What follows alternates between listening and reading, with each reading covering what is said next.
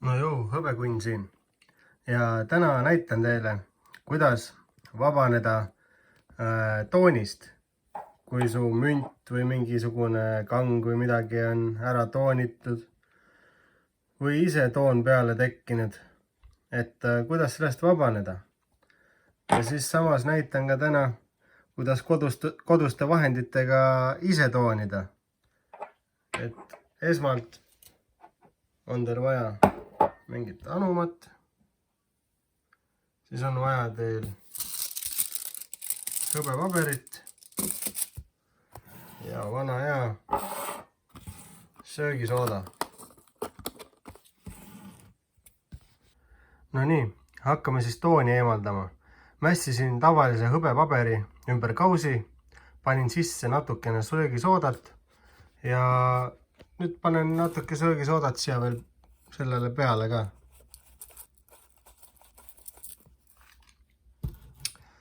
Järgnevalt paneme vee keema ja kallame keeva vee siia peale ja lihtsalt ootame. Nii, kui vesi on keema läinud, siis kallate keeva vee siia peale.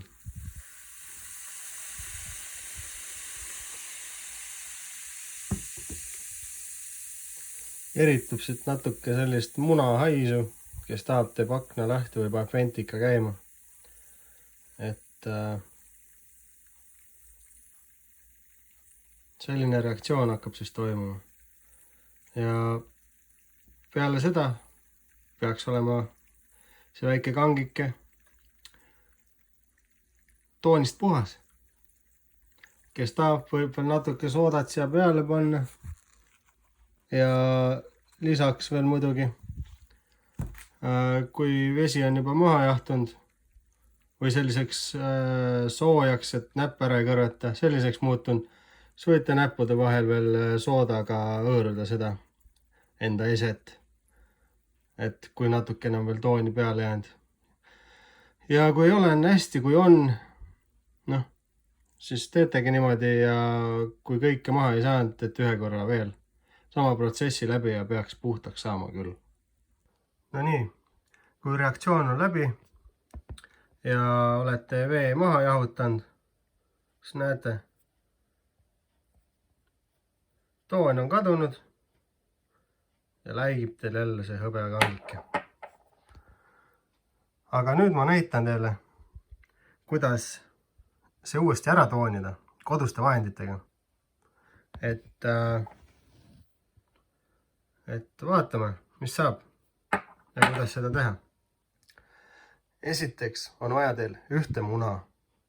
Panete munad keema või ühe muna, vahet ei ole. Ma tegin söögiks ka kohe. Ühesõnaga ühte muna on teil vaja. Kui need ära keedame, siis ma näitan, mis edasi. No nii, järgmiseks on teil vaja ühte kaussi või sellist asja, millel on kaan peal, et saaks õhu vabalt kinni panna. Kindlasti kaanega, et see on tähtis. Järgmiseks on vaja koorida ära muna. Ja teil on vaja ka mingisugust alust. Minul on mündihoidik. Te võite ükskõik mida välja mõelda. Kohe seletan teile ja näitan. No nii. Esiteks siis võtate oma karbi või kausi või mis iganes asja, millel kaan on. Järgmiseks panete sisse see ühe keedumuna. Ja teil on vaja litsuda see katki, igatepidi. Et ma panen korraks telefoni kõrvale, litsun katki ja siis räägime edasi. Nii, järgmiseks, kui muna on katki tehtud, igaüks leiutab ise, mille peale ta siis paneb. Minul on selline mündihoidja ja see on sellepärast vajalik, et kui panna see kang lihtsalt põhja peale, siis üks külg ta ei tooni ühte külge ära. Et on vaja, et ta nagu õhus oleks, et igale poole pääseks. Et mina panen ta niimoodi, et siis munadest tekib selline, ma nüüd peast ei mäletagi, mis selle asja nimi on, igastahes siin tekib selline gaas või aur või mingi selline asi, et see siis toonib selle hõbeda ära. et selle nüüd paneme kaane alla ja tähtis asi, mida meeles pidada. Maksimaalselt 15 minutit tuleb seda seal hoida ja 15 minutit on ka maksimaalne. Vastasel juhul muutub hõbe täiesti selliseks tumedaks käkiks. Kui te tahate ilusaid värve siit saada, siis hoidke seal umbes 10-15 minuti vahel. Saate vahepeal jälgida. Et vaatame, katsetame, kuidas täna välja tuleb siis. No nii, 10 minutit on möödas ja ma ei tea, kas ta võtab seal. Värvid on erakordselt, vaadake, sinised, nagu kameelion. Nii ilus. Võib-olla oleks pidanud isegi natuke vähem. Ma ei tea, mul on siin maru halb valgus, aga need värvid on ikka mega ilusad. Et võib-olla oleks pidanud natuke vähem isegi hoidma. Aga niimoodi saab koduste vahenditega igasuguseid asju toonida.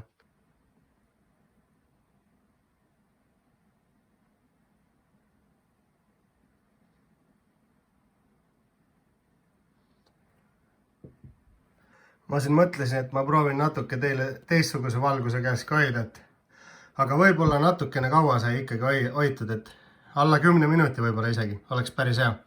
Aga tegelikult päris erakordsed värvid, vaadake seda. Siin on rohekad, sinakad, kuldsed, sellist päris äge. Aga selline see video oli ja näeme järgmises videos, olge tublid.